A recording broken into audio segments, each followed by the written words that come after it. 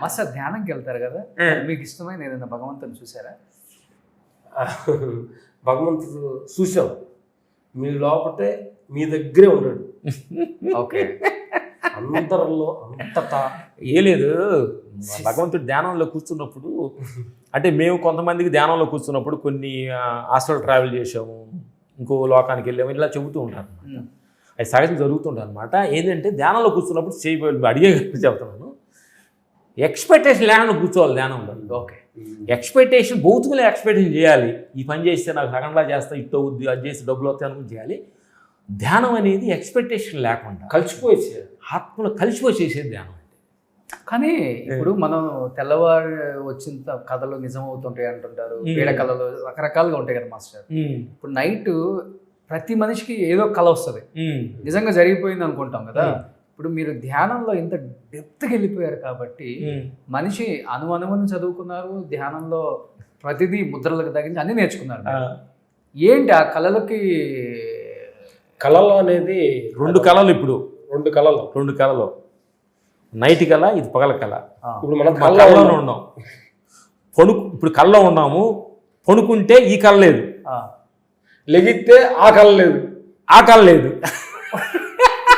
రెండు కళలే. కానీ ఈ రెండు కళలను చూస్తున్నది ఇంకో శక్తి ఉంది, అదే ఆత్మస్థితి. వావ్, అంటే అర్థమైందా? ఇప్పుడు కళలో నువ్వు పెద్ద పులి ఏమని పడుతుంది అని చూస్తున్నావు, లేచిన చెబుతావు పెద్ద పులి ఏమని పడింది, నువ్వు నిద్రపోతున్నావు, నేను ఎవరు చూశారు? భయపడేవాడు కరిగిపోయాడు, అలా భయపడుతున్నవాడు చూస్తున్నాడే, అదే ఆత్మ. ఎస్, కాబట్టి సాక్షిగా ఆత్మ ఇప్పుడు నువ్వు చూస్తావు. ఇది పగట కళ, నైట్ కళ. అందుకని ఈ రెంటిని కళని ఆటగా ఉంటుంది. ఇది నిజం అనుకుంటే దుఃఖంగా ఉంటుంది. ఓకే, ఈ భూమి మీద అందరం పుడతాం, అంటే ఇన్ని కోట్ల మంది ఉన్నాం, గొప్ప గొప్ప ఐఏఎస్లు ఐపీఎస్లు చదువుకున్న గొప్పలు కూడా ఉన్నారు. అలాంటిది అక్షరం ముక్క రాకుండా గొర్రెలు బెర్రలు కాసుకునే రామలక్ష్మణ్ మాస్టారు ఈ ప్రపంచాన్ని తిరిగేశారు, ఈ ప్రపంచాన్ని చదివేశారు. ఈ ప్రపంచంలో ఉన్న మేము గొప్ప అనుకునే గొప్ప గొప్ప దిగ్గజాలతో కూడా మీరు వర్క్ చేశారు. ఇంత చూశారు కదా రామలక్ష్మణ్ మాస్టర్. అంటే జీవితం అంటే ఏమనిపించింది అసలు మీ ఇద్దరు చెరొక ముక్కలో చెప్పండి.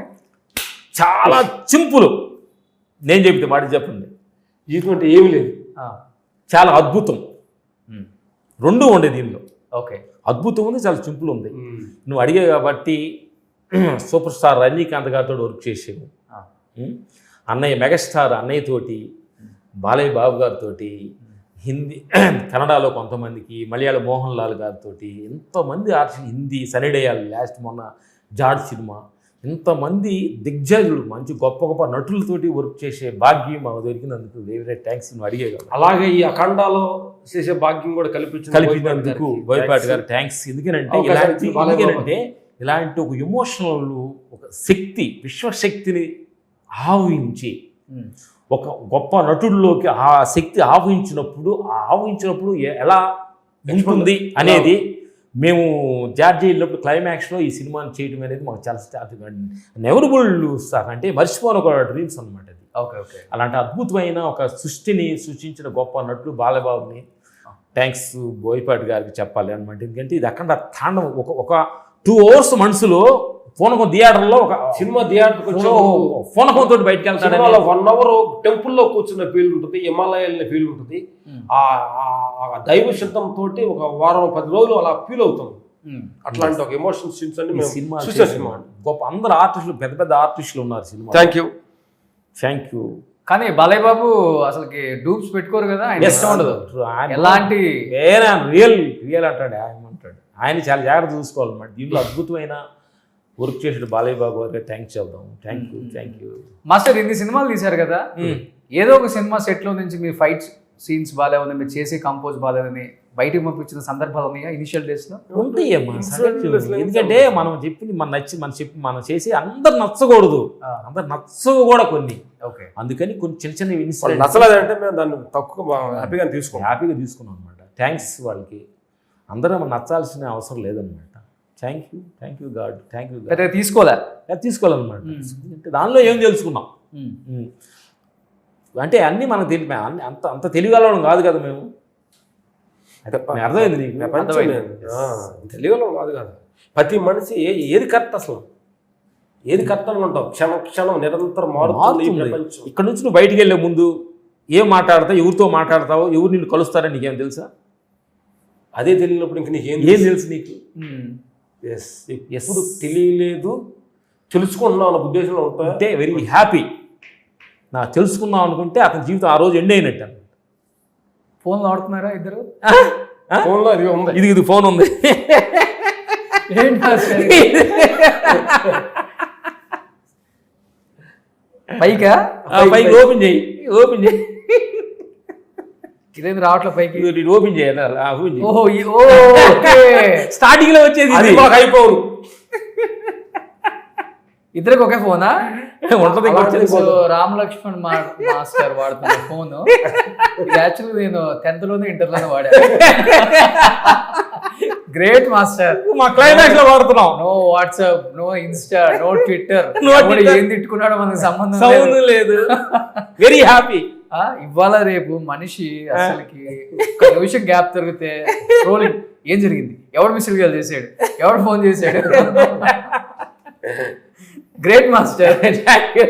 దీనికి ఇది కూడా ఇది ఇన్కమింగ్ వస్తుంది అంతేనా? అవుట్ రెండే అంతేనా? గ్రేట్ అసలుకి. Thank you. కానీ ఇలాంటి లైఫ్ అనుకున్నా కానీ రాదు ఎవరికి కూడా. Thank you. ఏమన్నా ఆర్టిఫిషియల్ గా ట్రై చేస్తే ఏమన్నా వస్తుందేమో కానీ ఇది మీకు మాత్రమే సాధ్యం. వేరే వాళ్ళకి సాధ్యపడదు. ఏంటి ఇంకా ఫ్యూచర్ లో సినిమా అంటే మీరు సినిమాకి గుడ్ బై చెప్పి వచ్చేస్తారా ఇన్ ఫ్యూచర్, లేకపోతే వచ్చిన చేసుకుంటూ పిల్లల్ని? గోల్ ఏంటి అనేది మా పిల్లలు అంటే ఏ గోల్ లేకుండా గోలే మాది. ఇంకోటి ఏంటంటే ఏ గోల్ అనేది లేకుండా జీవించడమే గోల్. అదే అనేది మేము చేస్తున్న ఆత్మస్థితిలో. డ్రీమ్ బిగ్, థింక్ బిగ్ అంటారు కదా అందరూ. ఏది థింక్ బిగ్ అంటే అది కొంతవరకు నీకు, మాకు కాదు. ఒకటి తెలుసుకోకూడదు. నీ జీవితం ఎదగాలి, చిన్న వయసు ఎదగాలి చాలా ఉంది. ఇప్పుడు మా గోల్ లేదు అనకూడదు. నీ గోల్ ఉండాలి, మాకు ఉండకూడదు. ఎస్. కానీ మీరు కూడా గోల్ లేకుండా వచ్చారు కదా. గోల్ తోటి వచ్చి గోల్ లేకుండా మారు.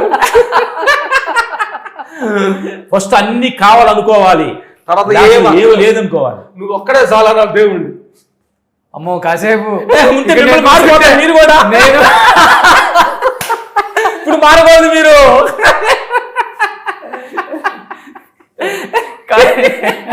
ఫామ్ హౌస్ సరదాగా న్యాచురల్ గా నడుస్తూ మన ముగ్గురుగా కొన్ని అంటే ఇప్పుడు సినిమా గురించి ఇది ఇంట్రెస్ట్ కాబట్టి రియల్ గా నడుస్తూ హార్ట్ఫుల్ గా మాట్లాడతాం. డెఫినెట్ గా ఎస్.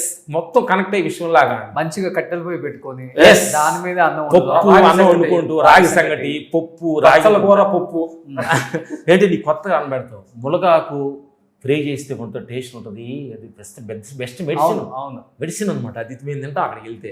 సుమన్ టీవీలో మీ పర్సనల్ అండ్ బిజినెస్ ప్రమోషన్స్ కోసం కింది నెంబర్కి కాంటాక్ట్ చేయండి.